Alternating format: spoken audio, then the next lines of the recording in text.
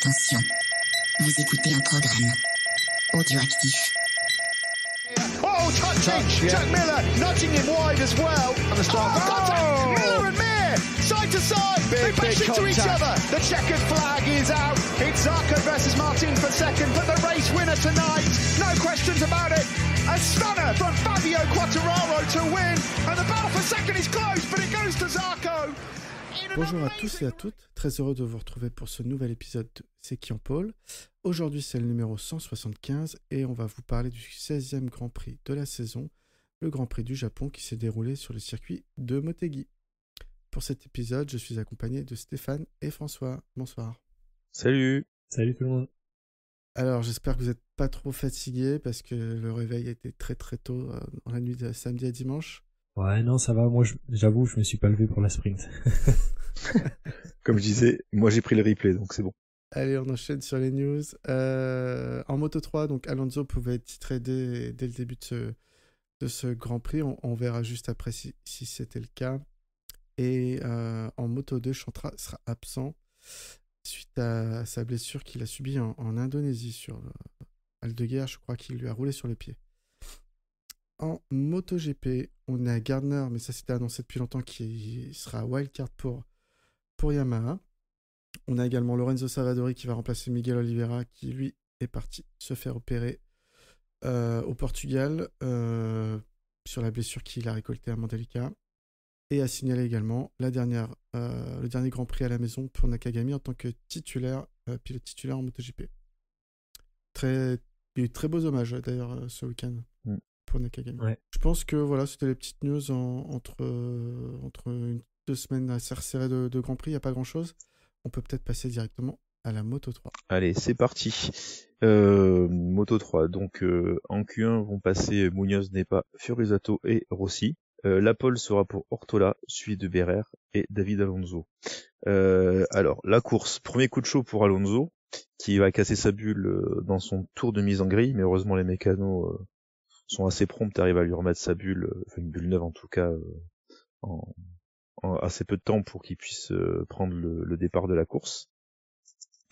Alors le départ, Ortola va prendre un très bon départ, être suivi par Holgado, Alonso, Fernandez, Piqueras, Yamanaka, Munoz et Berrer, pour ne citer que. Il faut bien rappeler, le contexte, c'est qu'Alonso, comme tu disais, pouvait être titré dès la fin de ce Grand Prix, mais il fallait qu'il ait plus de 100 points d'avance sur Holgado pour pouvoir remporter la couronne. Alors, tout au long des tours, Alonso va faire le maximum pour être aux avant-postes, mais surtout pour rester devant Holgado, ce qui est très important. Et bon, comme souvent en Moto 3, on va pas commenter tous les tours, il va falloir attendre les 4-5 derniers tours pour voir Alonso se battre pour les gros points, pour la position de tête. Derrière, il y a Holgado qui essaye de suivre, il est bien placé dans le top 5, mais on sent qu'il a quand même du mal à suivre le rythme imposé par les hommes de tête. Et dans l'avant-dernier tour, il y a un coup de tonnerre, c'est que Ortola va chuter, et Alonso va se retrouver seul au compte de la course. Il va compter plus d'une demi-seconde d'avance sur la meute, et grâce à un super dernier tour, il va réussir à s'imposer devant Berrer et Fernandez, et du coup, Alonso va être titré. Et il faut rappeler que Alonso a récolté cette année 10 victoires et il égale le nombre de victoires sur une saison détenues par Marquez et Mir, et Rossi a 11 victoires en une saison en petite catégorie. Et vu qu'il reste 4 courses, ce record peut voler en éclats, et Alonso peut être aussi fort que Rossi. Ouais. Bah écoute, merci déjà pour ce compte rendu. C'est vrai que la saison d'Alonso elle est incroyable en termes de nombre de victoires et de domination. Tu l'as comparé à la saison de Mir en Moto 3 et la saison 125 de Marquez ou de Rossi. C'est effectivement dans ces eaux-là, c'est assez incroyable ce qui nous sort cette année, surtout dans un team, alors un bon team, Aspar, c'est un bon team, mais qui est plus habitué aux avant-postes comme ça depuis quelques saisons. On a plutôt l'habitude de voir Léopard ou KTM Ayo, mais là, bravo. Non, c'est sûr, c'était une très belle saison. Après, comme on disait en off, ce qu'il faut pondérer aussi par rapport à sa belle saison, c'est que à l'époque, il devait y avoir 18 Grands Prix, quelque chose comme ça. À l'époque de Rossi par exemple. Et là, avec les 20 GP, voire plus l'année prochaine, c'est sûr qu'il y a beaucoup de records de victoires d'une saison quand le pilote est bon, qui peuvent justement être battus, parce que ce sont des saisons très longues, et du coup, le pilote qui domine, il peut vraiment dominer très fortement, et puis avoir beaucoup de points par rapport à ce qui pouvait se faire il y a quelques années. Je suis d'accord qu'on peut toujours débattre du nombre exact de victoires, ce que ça vaut par rapport au nombre de Grands Prix qu'il y a dans une saison. Ça reste quand même une saison dans la même veine. On n'est pas à 1 ou 2 victoires près.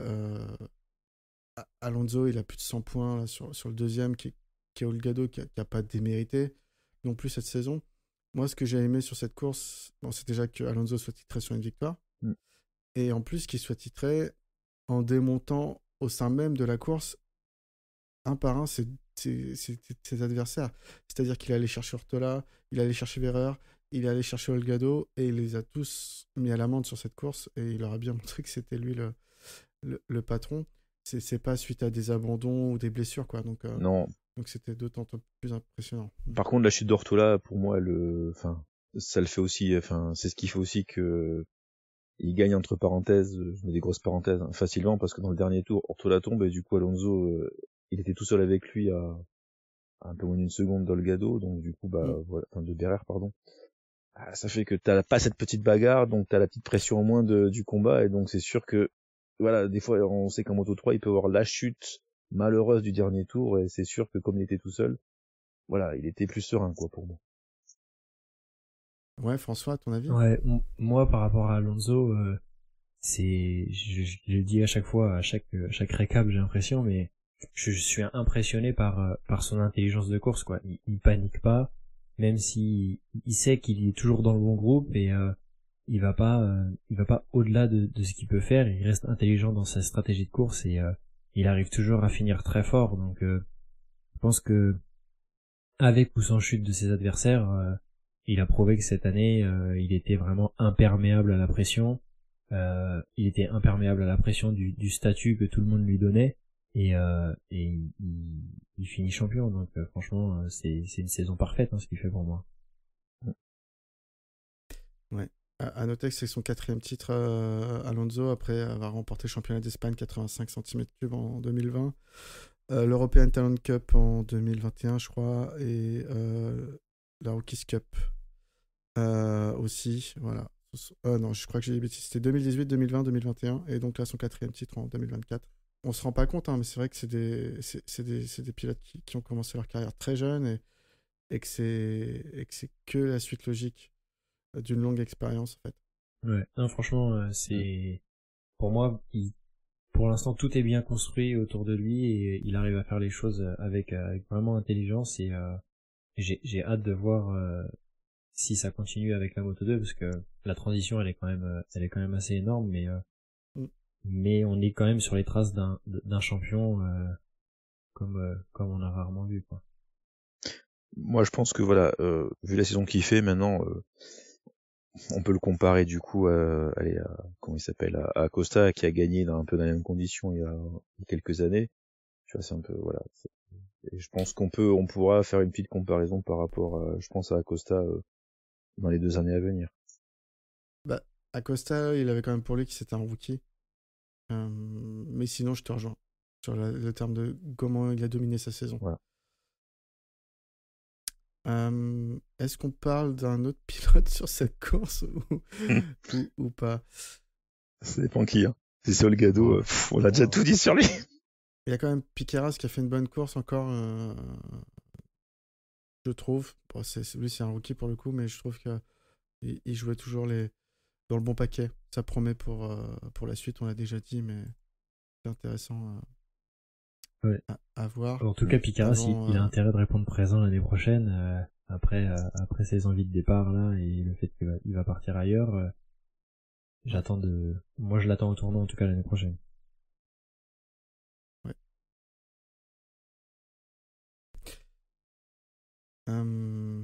Ok. Bon, si on n'a rien d'autre à rajouter sur la Moto 3. Après, non, je pense que, qu'en Moto 3, à part le titre, et voilà, le fait qu'Alonso est dominé, pardon. Après le reste, il n'y a pas... Oui, il y avait une célébration rigolote, je sais pas si tu l'as vu. Ils ont fait venir sa première moto, sa Pocket Bike.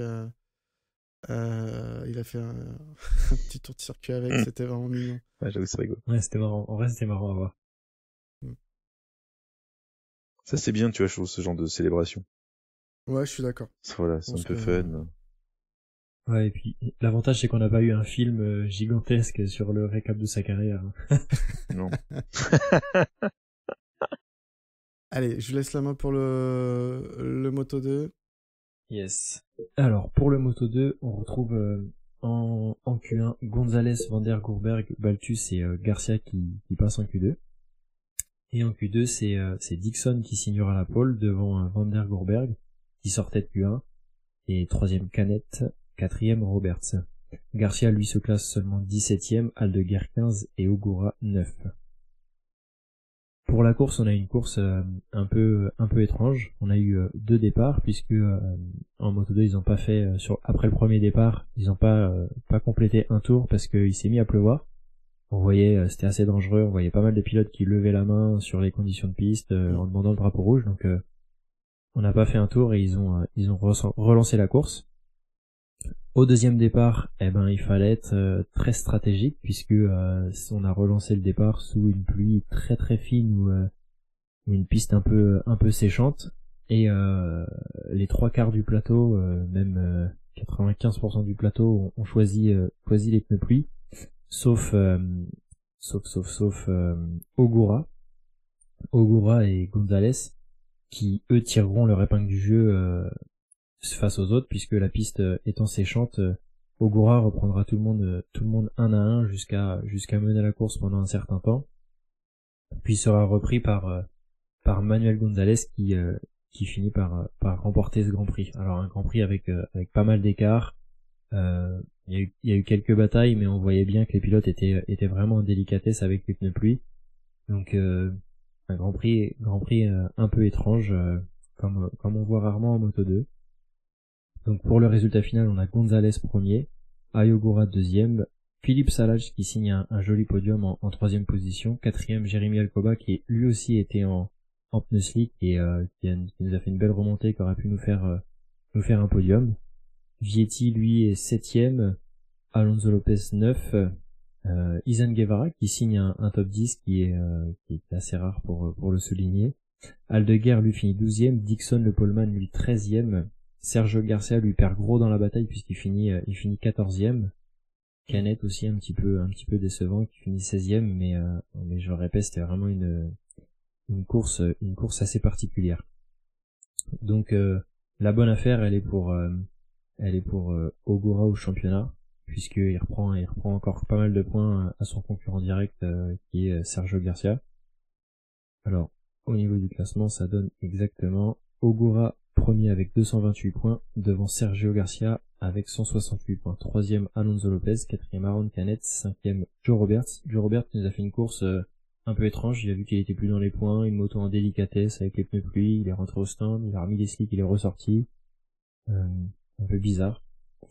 Et Aldeguer lui 7ème au classement, 8ème Vietti, 9ème Dixon et 10ème Arbolino. C'est intéressant de noter, puisqu'on parle du classement, que en fait, Aldeguer, on peut considérer qu'il est loin. C'est vrai, au général, il est que 7ème, mais en fait, il est que 18 points derrière le deuxième. En fait, il reste 4 courses, enfin, tout est possible. Autant, je pense qu'Ogura, avec 60 points d'avance, il a quand même un petit matelas confortable. Je dis pas qu'il va être titré, mais s'il gère bien sa fin de saison, sans blessure, sans dinguerie, ça devrait pouvoir l'emmener tranquillement sur un titre à Valence. Autant le podium final, entre Sergio Garcia 2e et Aldeguer 7e, ça peut encore beaucoup tourner. Écoute, ouais, je te rejoins. Ogura, belle course. Il a un temps mené. Il a fait un bon pari avec son slick. Malheureusement, pour lui, Manuel Gonzalez a vraiment été déchaîné aussi sur la dernière partie de la course, on va dire. Mais voilà, faire un podium sur son MGP, je pense que c'est déjà incroyable. Ouais, en vrai, ça doit vraiment lui faire plaisir. Et puis après, il fait une belle course. Le pari du Knusslik, à ce moment-là du championnat, là où il est classé au championnat, par rapport aux autres qui prennent vraiment pas de risques, c'est osé et ça paye. Donc, à la maison, je lui tire mon chapeau. Surtout que dans l'absolu, les gens qui font ce genre de paris, c'est quand même les gens qui sont pas classés, enfin pas très bien classés, et tu vois, qui la seule façon de se montrer, c'est sur ce genre de conditions. Et c'est vrai que c'est bien, des fois aussi, même si des fois on dit le contraire, mais bon, aller prendre quelques risques, ça peut être bien quand ça paye, quoi. Mais, et je vous rejoins totalement, mais je me demande pas si c'est comme à Misano pour le MotoGP, comme peut-être Ogura, il connaît peut-être bien Motegi, il pourrait y avoir beaucoup roulé. Peut-être que c'était un pari pour nous, mais peut-être que c'était moins un pari pour lui en se disant ouais, je connais ce type de météo ici, ça va être vite séché, il n'y a pas de raison. Ouais, tu vois, vous voyez l'idée, quoi. Je pensais exactement la même chose. J'allais dire, il aurait dû regarder les gens qui ont l'habitude de rouler sur ce circuit-là pour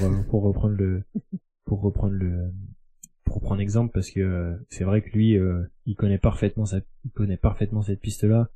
Il est dans le Giro Honda depuis un certain temps et c'est une piste Honda. Donc oui, c'est clair que là au moins c'est un mec qui savait où il mettait les pieds. C'est vrai. Et c'était quand même assez risqué parce que quand on voyait les autres motos passer sur les libreurs, parfois même avec les pneus pluie, ça mettait beaucoup de mouvement en moto. Hein. Ouais, ils ont été prudents sur Hansley en début de... Enfin, quand la course a repris. Mais après, au fur et à mesure des tours, ils avaient beaucoup de vitesse. Hein. Le séchant accrochait bien. Ouais. Une fois qu'il y a presque plus d'eau, il sert plus à rien de toute façon. Mais Ogura, en toute fin de course, à un moment donné, il filme son pneu arrière dans le parc fermé. Il l'a vraiment mangé de chez manger. Donc ça devait être vraiment bien séchant et il a vraiment bien attaqué. Hein. Et on peut que saluer cette performance. Et c'est vrai que pour d'autres, notamment je pense à Dixon, qui avait fait la pole, c'était peut-être pas le bon pari, il était quand même un peu déjà éloigné au classement, ça pouvait être un bon coup pour revenir aux avant-postes, mais c'est comme ça. Et quant à Joe Roberts, tu l'as souligné, sa course, incompréhensible. Ouais, moi en tout cas, si je suis team manager, je comprends vraiment pas ce qui se passe là. Il finit dernier, ouais. Roberts, 27e. Si, il y a Van den Gourberg qui fait quand même un beau Grand Prix dans l'ensemble. Il sort de Q1, il vient prendre une première ligne sur la Q2 et il finit 5e. Je trouve ça pas mal. Ouais, c'est vrai.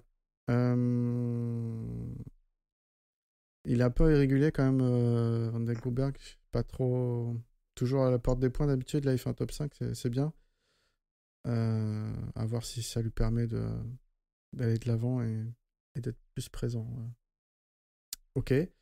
Ben, c'est définitivement rapide ce soir, notre débrief. Mais c'est vrai qu'il n'y a pas grand chose à dire, on va pas inventer des choses. On va passer au MotoGP si vous voulez bien. Peut-être qu'on n'en dira pas plus en MotoGP non plus. Hein. Ouais. C'est dur. Il y a toujours des choses à critiquer. Enfin, tu noteras, on n'a pas parlé de Fermin Aldeguer quand même en Moto2. Parce que je suis là, donc vous êtes sage. Ouais, il n'y a pas grand chose à dire non plus. Hein. Mais bon, on n'est pas à l'abri de critiquer Bagnaia, attention, Pierre. Bon, je te laisse parler du MotoGP. S'il y a un commentaire à faire sur Aldeguer, c'est bon, il finit quand même pas trop mal. Enfin, avec les conditions qu'il y a eu, c'est pas une catastrophe, mais il se qualifie encore loin, quoi. Ouais, c'est ce que j'allais dire. Sa qualif qui lui est préjudiciable. Il est quand même, cette saison, il est quand même pas là où on l'attend. Pour moi. Ah oui. Oui, je pense que mais même moi le premier, je le défends, mais on est tous d'accord là-dessus. Il est pas là où on l'attend. Moi, je dis juste, il est pas si pire que ce qu'on veut bien me faire croire. Ouais. C'est juste ça. Il nous faudra une confirmation l'année prochaine. L'année prochaine, ils sont 3 rookies, dont 2 sur des motos correct. Ouais. Si je me trompe pas, la Aprilia pour Ogura et lui la Ducati. Franchement, Chantra plus LCR, ça va Ouais, être bon, ça... compliqué. Donc, mais oui, donc je pense que ça peut y avoir un match entre Ogura et Aldeguer pour le titre de meilleur rookie. Ça peut être pas mal. Mm. Eh ben écoutez, on passe sur les courses de moto GP du week-end. En Q1, on a Morbidelli et Quartararo qui s'en sortent. Les 8 Ducati sont donc en Q2, accompagnés d'une Yamaha, de 2 KTM et une seule Aprilia. En Q2, on a une pole, incroyable pole d'Acosta, donc c'est la première pour KTM depuis un certain Miguel Oliveira au Portugal en 2020. Et oui. Et c'est donc avec ce chrono que Acosta devient le 3e plus jeune poleman de l'histoire, après Marc Marquez et Fabio Quartararo à 20 ans et 133 jours. Complète la première ligne, du coup, on a Pecco Bagnaia et 3e, Viñales. J'ai mis plein de points d'interrogation parce que même lui, je pense qu'il ne sait pas comment il a sorti cette perf et on ne le reverra pas du week-end. Moi, je sais. Ensuite... Ah oui? Il y a quand même des gros cadors qui sont pas bien qualifiés. C'est ça. Ouais, ok. Par élimination. Par élimination. Ok. Une deuxième ligne composée de Bestia, de Binder et de Morbidelli. Troisième ligne avec Di Giannantonio, Bezzecchi et Marc Marquez. Martin, lui, ne partira que 11e après une chute dans cette Q2. Quartararo ne pourra pas faire mieux que dernier de la Q2, donc 12e. Et Zarco partira 16e. À noter également, on peut peut-être en parler, que Marc Marquez avait fait un tour stratosphérique qui lui offrait la pole. Tour finalement refusé pour avoir mordu dans le verre au virage numéro 4. Et il a eu un petit shitstorm sur les réseaux sociaux car l'annulation du tour a été notifiée tardivement. Et à ce moment-là, Marc, qui croyait qu'il avait la pole, n'avait plus le temps de faire un nouveau chrono. Donc c'est pas tant sur le fait qu'il ait roulé sur le verre et qui a annulé son tour qui était critiqué, c'est juste que le système de la Dorna a bugué et ils n'ont pas pu lui faire l'annulation automatique sur son dashboard pour le prévenir. Donc c'était plutôt ça qui était critiqué. Je ne sais pas si vous avez vu ou si vous avez un commentaire. Si j'ai vu, c'est vrai que c'est vraiment la super loupe pour montrer qu'il est mort quand même. Oui. Et après, comme après, il y a le problème, comment tu parles des problèmes? Tu vois, de transpondeur à ce moment-là pour dire que son tour, il est pas bon ou pas, quoi. Il y a les capteurs, en fait, Ouais, ce qu'ils disaient, c'est que les capteurs... Ouais. Ça me choque, mais tu vois, voilà, le mec, il a la capacité de faire une pole, et là, il se retrouve 9e, et voilà, et ça ruine, ça ruine un week-end de course, hein. Oui. Non, mais après, on est d'accord que s'il partait de la première ligne, il aurait sans doute fait mieux en course. Et du coup, on part pour la sprint. Acosta part en tête, suivi par Pecco et Bestia. Binder et Martin, auteur d'un superbe départ, suivent. Viñales a déjà disparu. Bagnaia va prendre la tête du premier tour et Acosta va batailler avec Bestia pour garder la seconde position.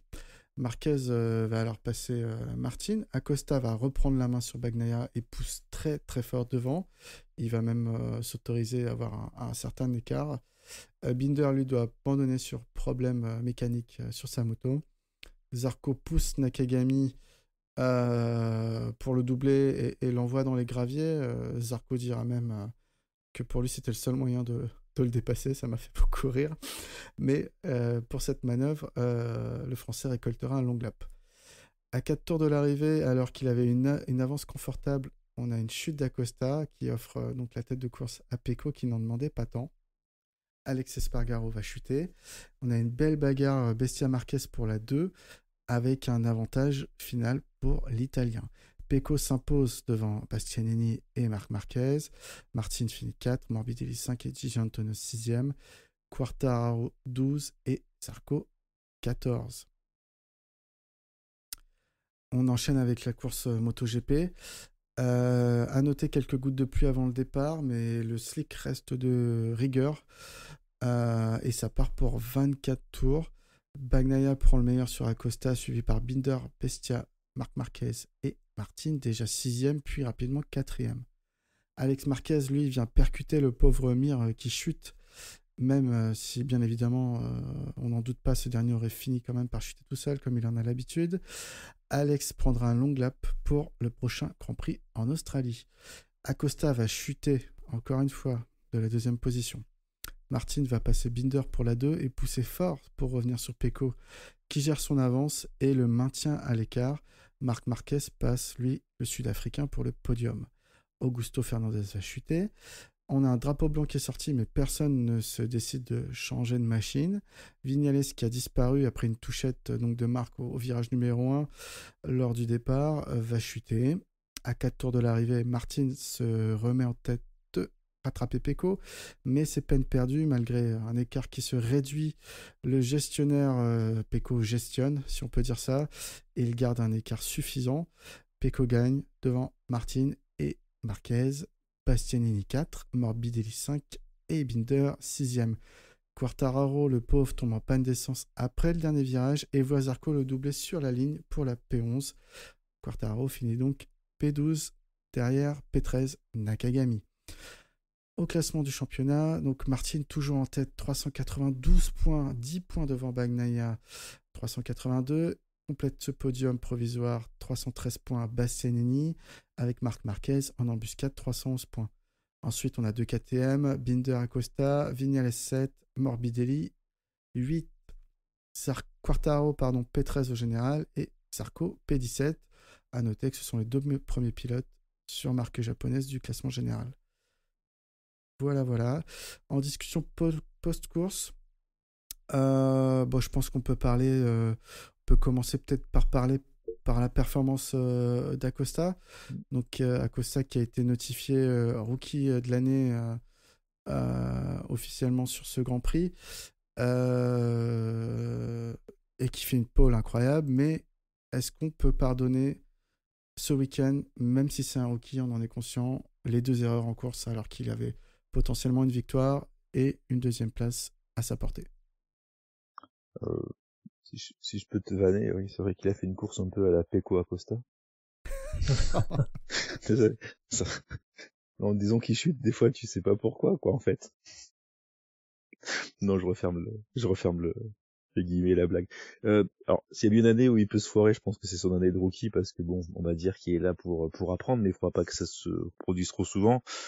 Mais après, voilà, quoi dire, c'est vrai qu'Acosta, sa première année, voilà, il veut bien faire, il était devant, et je pense que il était un peu vexé, alors surtout sur la course longue.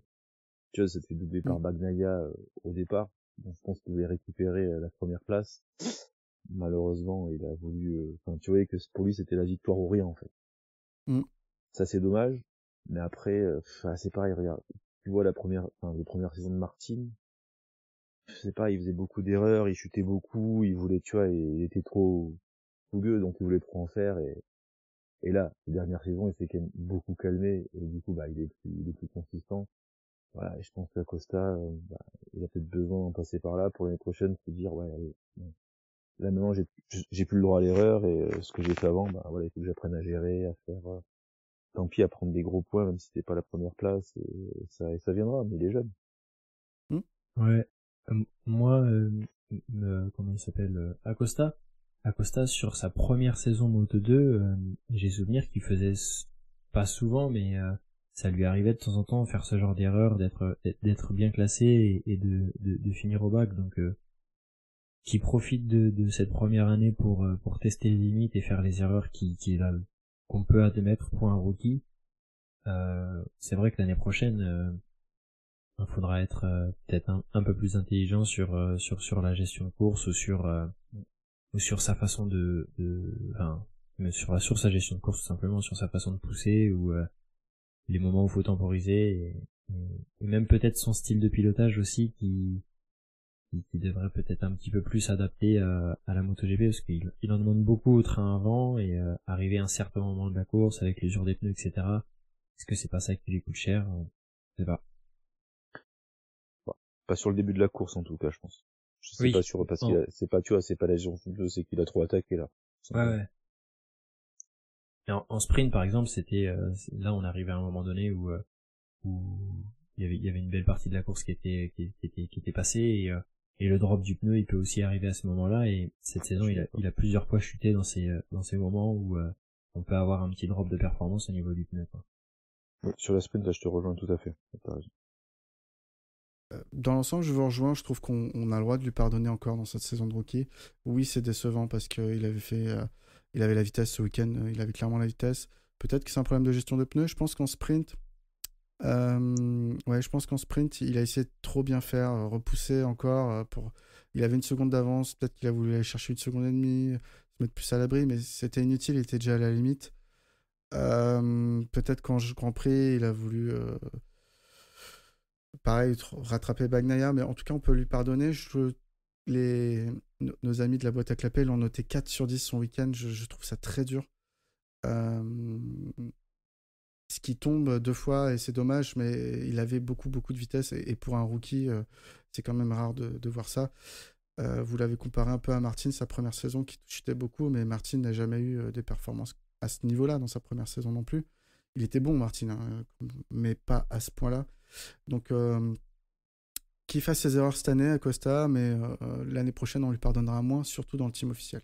Après, les 4 sur 10, ça les vaut, parce que, ok, tu fais une belle pole, ok, mais au moment, enfin, le but du jeu, c'est quand même de finir la course. On s'en fout que tu fasses la pole et que t'aies mené la course.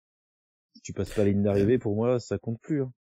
Et donc, en fait, oui, tu vois, il a pu avoir de la vitesse, il a plein de choses, je suis d'accord avec toi.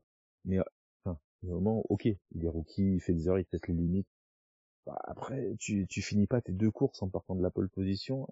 Je pense que derrière, KTM, ça les a pas fait rire non plus beaucoup, même si bah, ils ont pas eu la même année que nous, je pense que chez KTM, c'est les performances d'Augusto Fernandez qui les font pas rigoler, ou de Jack Miller, mais en fait, je trouve ta logique de notation, enfin, pour dire que tu es d'accord, elle se tient pour n'importe quel pilote qui a 2 ans d'ancienneté sur la grille, mais pour un rookie, tu sais, tu notes, oui, le résultat n'est pas là, mais clairement, continue comme ça, petit, tu vas y arriver, et tu mets au moins 6 pour pousser en avant, tu sais, pas en train de saquer, tu vois ce que je veux dire. Ouais, mais là où je peux être d'accord avec eux, plus trop avec toi, c'est que le problème, c'est qu'il a quand même beaucoup chuté cette année, il a quand même beaucoup cherché les limites, et tu vois, enfin, il y a un moment, voilà, comme disait François, en fait, ça serait la première fois, ouais, ou le deuxième Grand Prix, tu peux dire, ah ouais, mais enfin, ça fait quand même pas mal de courses où Acosta, il voit pas le drapeau à damier. Ouais, mais comme disait François, c'est son style. Peut-être que ça lui sera préjudiciable, notamment le jour où il va se blesser. Mais il est très à la Marc Marquez, chercher la limite. Donc à voir. Mais Marquez, il finit les courses. Enfin, il finit beaucoup de courses, en tout cas. Oui. Oui, après, moi, j'aime bien le fait qu'il aille chercher ces limites-là sur cette saison-là, parce que il faut qu'il apprenne tout ça et ça lui servira pour l'année prochaine. Et au-delà de si on est un petit peu plus pour moi un peu plus subjectif par rapport aux notes et par rapport à tout ce qui peut y avoir autour de Acosta, il apporte un vent de fraîcheur sur le MotoGP, il apporte un petit peu d'espoir sur une saison de rookie et ça fait du bien de le voir à ce niveau-là et même s'il tombe, il tombe quand même à des places où il est bien classé et pour moi ça promet pour l'année prochaine et moi je porte pas c'est pas si grave que ça de chuter sur cette saison-là. Non, mais après c'est aussi la saison où il faut que tu vois le style de pilotage c'est pas le même que sur les autres catégories. C'est peut-être là aussi il faut qu'ils s'entraînent à changer de style de pilotage, tu vois, c'est cette année qu'ils devraient essayer de plus le faire. Ouais. D'autant plus que je rajouterais que d'autant plus qu'il a pas une Ducati, c'est la première moto en performance ce week-end qui n'était pas une Ducati, quoi. Donc il est un peu tout seul à porter cette marque, un peu tout seul à lutter contre la Ducati. Au général, avec Binder, il se tient dans un mouchoir de poche pour être le premier pilote non Ducati. C'est quand même assez impressionnant ce qu'il fait, d'une manière générale. Alors, c'est très bien, mais c'est juste sur cette course-là où tu peux dire, il loupe le coche un peu, quoi. Non, mais j'entends. Ouais. D'ailleurs, c'est pour ça que je vais vers le débat. Est-ce qu'on doit le pardonner ou pas? Et les deux avis sont recevables. On lui pardonne. Il pardonne. On parle de style de pilotage, je rebondis juste sur le style de pilotage de Binder tout le week-end. Il rentrait dans plein de virages en travers total, il mettait la moto vraiment vraiment dans tous les sens. Alors juste en parlant d'esthétique, c'était vraiment agréable à regarder. Ce serait cru en promo sport. Ouais. Il y a toujours un style incroyable, Binder. Ouais. Ok, alors on va parler du grand gagnant de ce week-end, je pense qu'on peut le dire, Pecco. Juste pour la partie stats que j'affectionne particulièrement, à noter que c'était la 900e victoire pour un pilote italien, donc pour l'Italie, toutes catégories confondues dans l'histoire des Grands Prix moto avec cette victoire de Pecco. Et dans l'anecdote, Pecco était aussi celui qui avait ramené la 800e victoire de l'Italie. C'était en Moto 2 en Thaïlande 2018. Et on peut également souligner donc la 8e victoire de la saison pour Pecco en Grand Prix. Je crois que c'est sa 6e sprint, si je ne dis pas de bêtises. Mais 8e victoire de la saison. Donc sur l'ère MotoGP, pour situer un peu le garçon, il va égaler des Rossi, Stoner, Lorenzo et Marc Marquez, qui sont les seuls à avoir atteint ou dépassé ce nombre sur une unique saison. Alors oui... Je te le ressors, on est d'accord. Voilà, c'est ce que j'allais dire. On est d'accord que les saisons duraient moins longtemps avant, donc c'était encore d'autant plus impressionnant. Mais peut-être que Pecco va encore en gagner quelques-unes d'ici la fin de l'année. Donc voilà, donc Pecco qui fait deuxième en qualif, alors que ça partait quand même assez mal. Hein. Je crois qu'en QD, il se retrouve jusqu'à la fin, il se retrouve genre dans les 10e positions avant de taper son chrono. Et en course, il n'a pas tremblé. Après, il était un peu débarrassé de la pression de Martin, qui s'est qualifié vraiment très très mal pour le coup. Et il a profité des erreurs des autres, hein, tout simplement, que ce soit Martin en qualif ou Acosta en course. Mais voilà, pas tremblé pour Pecco sur ce Grand Prix qui comble son écart, qui reprend 11 points à Martin. Je ne sais pas ce que vous en pensez. Ouais, je suis d'accord avec toi. Je te rejoins sur le fait que la performance de Bagnaia, bon, elle est très bien, mais c'est vrai qu'elle a été repondérée avec le fait que Martin, il se foire en qualif, et ouais, le week-end de course, c'est fini. Il y a plus de course, en fait. Et après, tu rajoutes à ça Marquez qui se qualifie 9. Voilà, déjà d'entrée, t'as deux gros rivaux, tu les as plus dans tes roues. Moi, Acosta qui tombe tout seul, après Bastianini qui galère avec Binder pour le passer. Voilà, la course de Bagnaia, elle a été quand même facilitée par tout ça, quoi. Mais surtout par le fait que Martin se qualifie extrêmement mal. Mais François ? Moi, je suis un peu plus modéré par rapport à ça. Je pense avant tout que Pecco se rend la course facile. Quand on regarde son rythme en course, il est d'une régularité, c'est hallucinant à voir. Quand on regarde ses chronos, je les ai sous les yeux là, c'est vraiment magistral. C'est vraiment de la trempe d'un Lorenzo ou d'un Valentino Rossi. On a affaire à un mec qui peut, si la moto continue à performer comme ça et que Ducati reste au top, je vois pas ce qui peut l'arrêter et rattraper les plus grands, à part un Marquez qui rentre chez les rouges. Mais franchement, moi je lui tire mon chapeau. J'ai hâte de voir Marc Marquez et Pecco Bagnaia dans le même box. Seul point sur ce week-end de course, on n'a toujours pas cette bataille Martin Bagnaia. J'en ai marre. On la veut, quoi. On veut vraiment. On la veut tous, mais là, c'est l'arrivée. Et puis, Martin fait quand même une course aussi incroyable. Il remonte toutes les positions qu'il avait remontées par rapport à sa qualif. Il le dit lui-même et il le félicite lui-même, Pecco, pour dire, il était sur une autre planète, il était sur un autre rythme. Alors, oui, il y a les qualifs des autres, mais avant tout, je pense que c'est Pecco qui se rend les week-ends faciles avec son talent et la façon dont il a piloté. Mais ouais, c'est aussi lui qui se rend difficile le championnat avec ces petites irrégularités qu'il peut avoir durant la saison. Ouais, quand même là, il profite vraiment des chutes de la chute de Martin en qualif. Hein.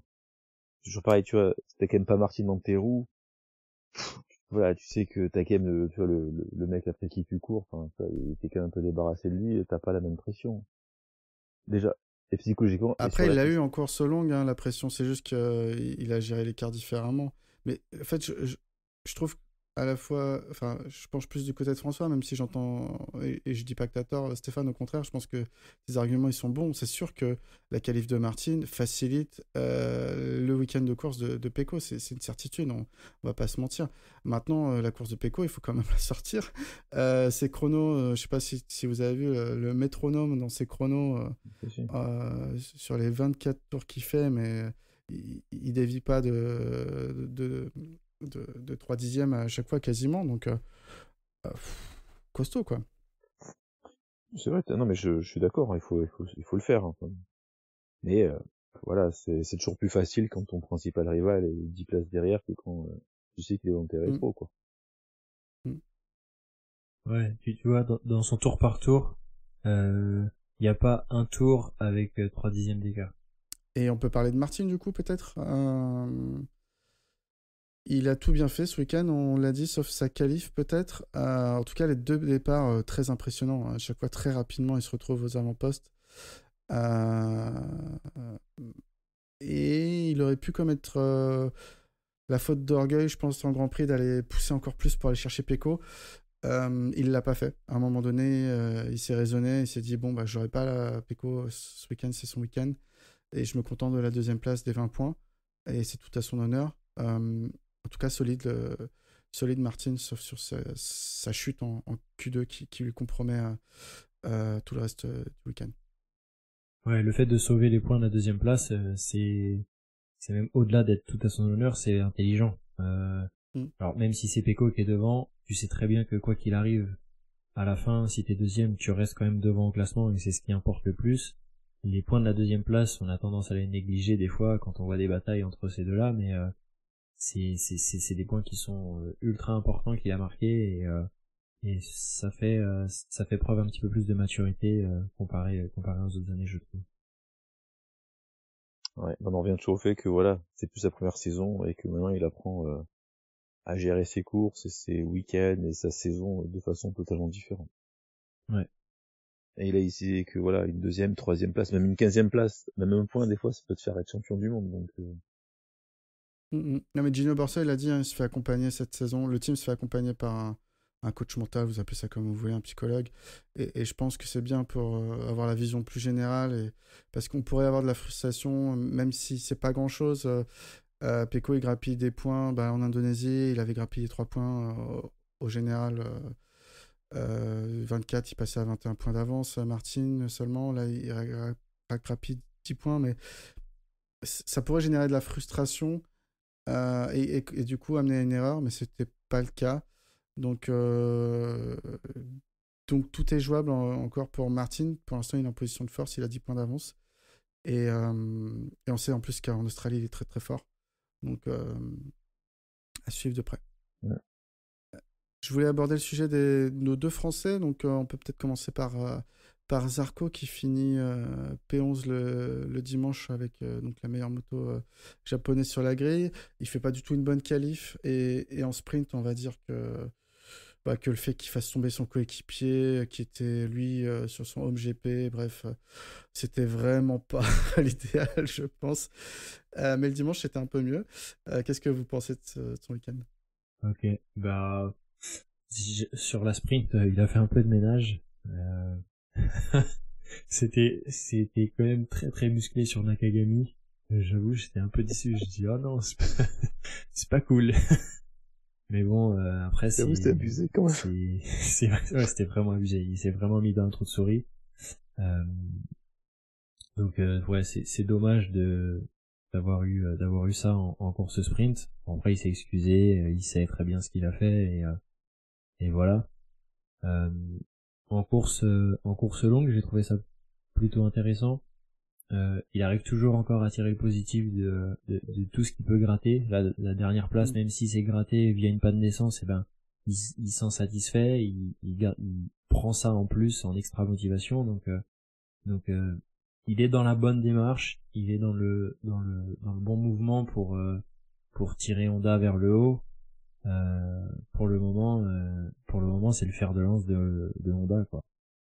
C'est ça. Et je comprends toujours pas, alors peut-être que ça se fait pas, on n'est pas en Formule 1, je peux l'entendre, comment l'année prochaine le HRC aligne sans Tremblay, Mir, Marini en line-up, quoi. Quand il y a un Zarco qui fait mieux en tout dans le team satellite et que tout le monde est sous contrat usine, hein. C'est ça, et surtout Zarco est aussi sous contrat usine.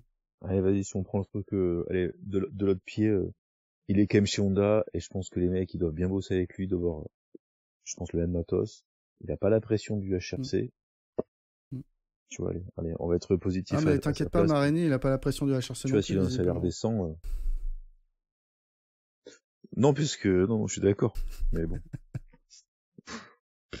Pourquoi, bah, tu vois, à quoi ça, enfin, tu vois, il est bien chez LCR, quoi, j'ai envie de te dire, c'est comme Martin, hein. Tu vois, ils sont dans le team satellite, et bah, ils performent, ils performent. À des niveaux différents, mais des fois, c'est pas plus mal. En tout cas, il a plus rien, tu vois, Zarco, voilà, il est sur la fin de carrière. Ouais. Je dis ça par rapport, on a longtemps critiqué, par exemple, pourquoi Martin est légitime pour aller en team usine, il est meilleur que Marquez ou d'autres. Et pour Zarco, on se pose moins la question et j'ai plus de mal à comprendre pourquoi on a cette dichotomie, c'est-à-dire dans un cas on trouve, enfin dans un cas on râle et dans un autre cas on trouve ça normal. Pour moi, si t'es le meilleur pilote d'une marque, c'est que sa première saison chez Honda. Ah ouais, alors je suis d'accord. Alors Martin et Zarco, pour moi, c'est quand même deux histoires différentes. Un Zarco, déjà on sait, c'est que sa première année chez Honda. Martin, c'était pas sa première année chez Ducati. Et après, oui, en face, le problème de Martin, en face, il y a eu Marquez avec les titres de champion du monde, les sponsors, la médiatisation, voilà, tout ce qui va avec. Zarco, voilà, c'est un peu un pilote en fin de carrière. Alors, même si Marini, je trouve qu'il est quand même moins fort que Zarco, tu vois, il est quand même plus jeune, il y a peut-être d'autres arguments derrière. Non, mais j'entends tout ce que tu me dis, mais Zarco, il a quand même 10 points de plus, enfin 9 points de plus que Mir et Marini additionnés. Enfin, à un moment donné, tu représentes une marque et des sponsors. Peut-être que Mir et Marini, c'est peut-être pas ces pilotes-là qui... Ouais, mais c'est peut-être pas eux les hommes de la situation. Il fallait déjà, Marini, on en a déjà parlé, mais enfin, pour moi, il avait rien à faire au HRC. Ils avaient qu'à mettre de l'argent sur notre pilote et lui dire, écoute, clairement, pendant 2 ans, on a besoin de toi, tu vas en chier, voilà. Mais en tout cas, voilà, nous, le projet, il est comme ça. Et t'embauches quelqu'un d'autre que Marini, quoi. Enfin, Marini, il est pas bon, quoi, par rapport aux autres. Enfin, par rapport aux autres pilotes Honda. Après, par rapport aux autres pilotes Honda, il y a que Zarco, hein. Vraiment, Mir, s'il finit, c'est qu'il a allumé un cierge.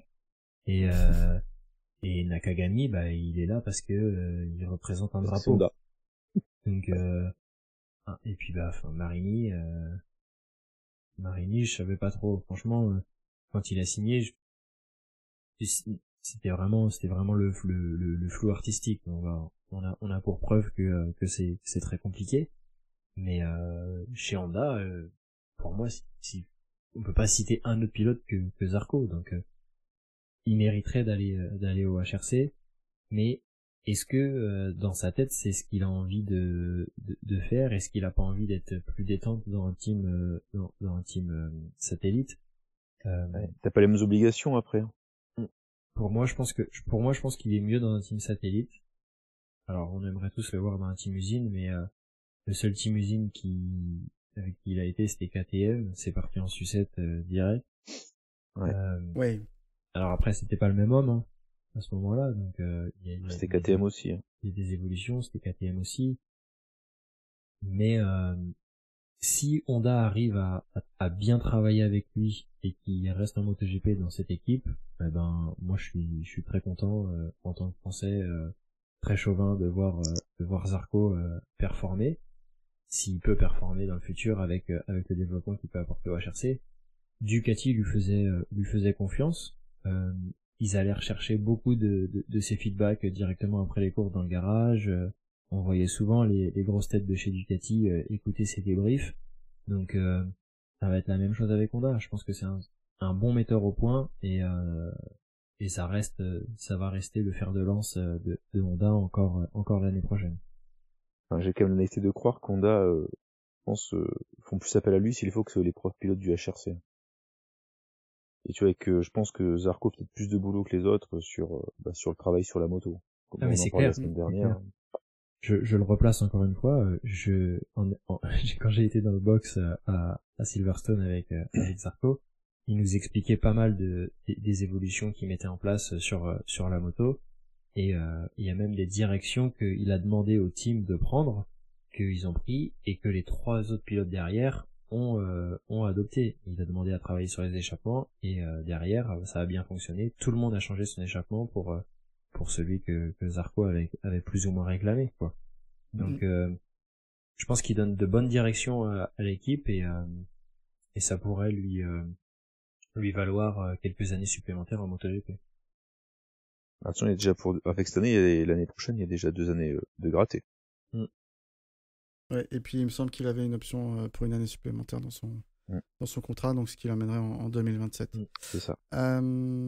On passe à notre autre Français en catégorie Rennes, Quartararo.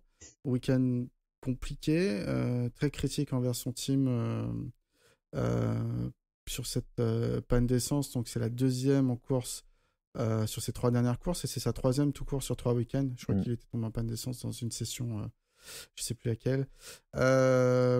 Du coup, qu'est-ce que vous avez pensé de sa performance, et qu'est-ce que vous pensez du fait qu'il a dit que c'était inadmissible quand dans ça les arrive, médias? quand ça arrive 3 fois, tu peux dire comment les gars, vous avez quand même des logiciels qui calculent. Je pense quand même que les logiciels calculent au gramme près l'essence qu'il faut pour finir une course. Hein. C'est quand même pas des amateurs.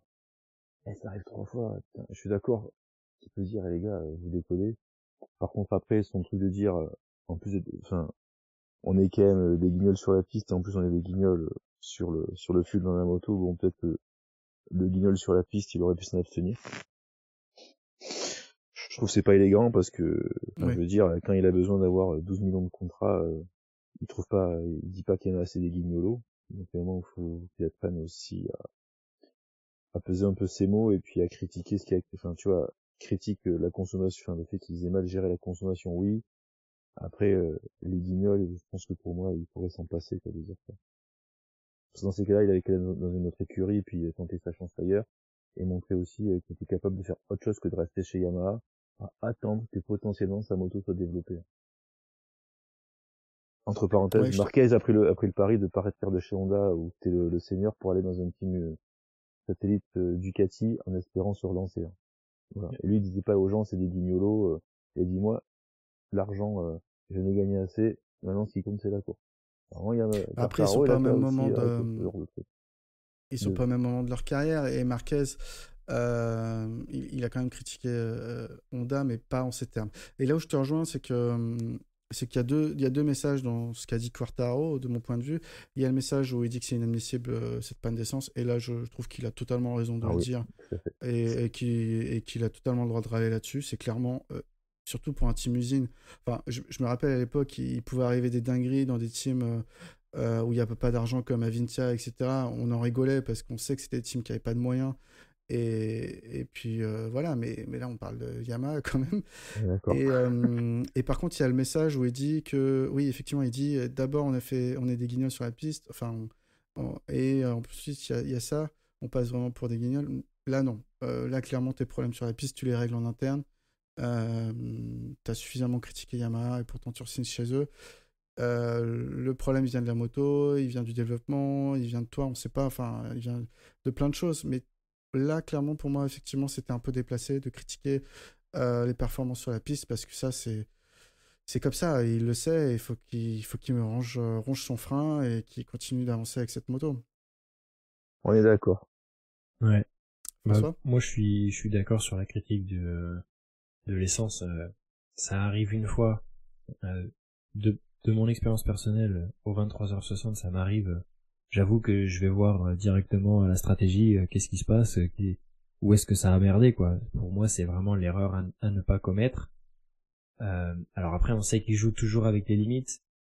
Tu le fais une fois, ça fait grincer des dents pour un team officiel en MotoGP. Mais là, 3 fois, c'est carrément abusé. C'est n'importe quoi. Et 3 d'essence, à mon avis, il passe vraiment la place où il a, ça change rien. Ouais, mais c'est des ingénieurs qui pensent à tout ça. Enfin, faut quand tu remets tout dans son contexte, c'est hallucinant que ça puisse arriver à ce niveau-là.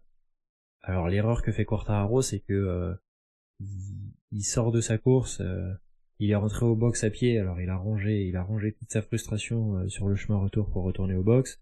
À peine il est au box, il rentre pas dans le box pour aller parler avec ses mécanos ou pour aller parler avec quelqu'un, il va se changer, il part directement en interview, parce que l'interview elle est arrivée vraiment juste après l'arrivée. Il a été beaucoup trop vite et beaucoup trop à chaud en interview, parce que il a des propos qui vont un peu trop loin pour moi, par rapport à Yamaha, quoi. C'est un peu déplacé sur certains sujets. Quand ils vont souvent trop loin, ces propos. Ah oui. À part la critique, il est jamais très constructif quand même quand t'entends ses discours. Ouais, c'est vrai que devant la presse, ça commence à faire beaucoup, là. Alors, puis au moment, c'est pareil. Est-ce que c'est pas de sa faute aussi si la moto ne se développe pas? Ah ouais, mais en partie. Peut-être. Hein. En partie. Après, quelle est la faute de ce qu'on lui propose comme pièce à tester ou comme moteur et la faute de ses retours? C'est difficile à juger. Tout ce qu'on voit, c'est que Morbidelli n'y arrivait pas avec cette moto, Alexis n'y arrive pas. Les dernières années, Rossi n'y arrivait pas, Dovi n'y arrivait pas. Enfin, c'est une longue suite de pilotes quand même qui sont un peu cassés les dents sur cette moto. Donc, je dis ça un peu, tu vois, pour provoquer, mais bon.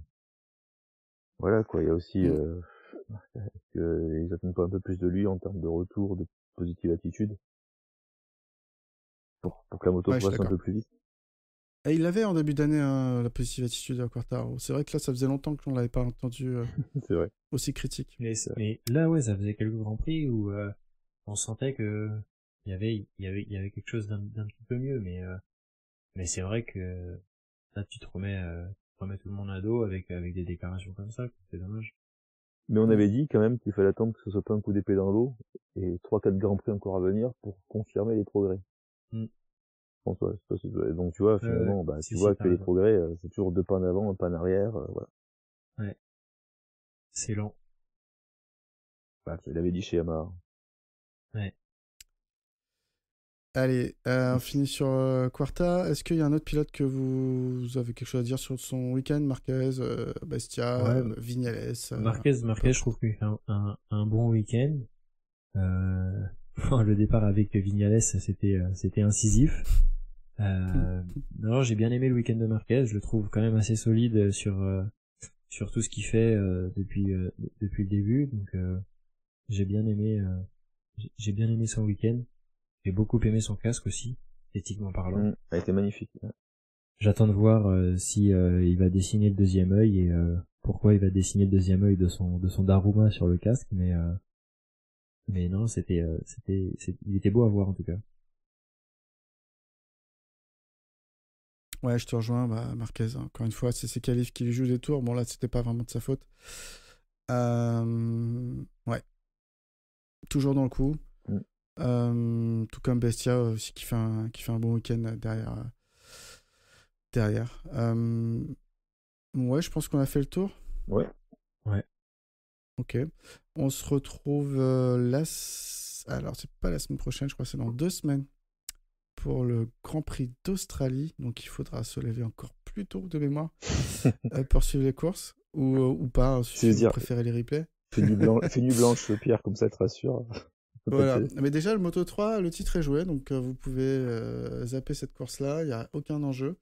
Moto 2, il y a encore un peu de marge. Voilà. Ouais. Ok, merci à vous deux, et puis on se voit au prochain podcast. Salut. Yes, salut à tous.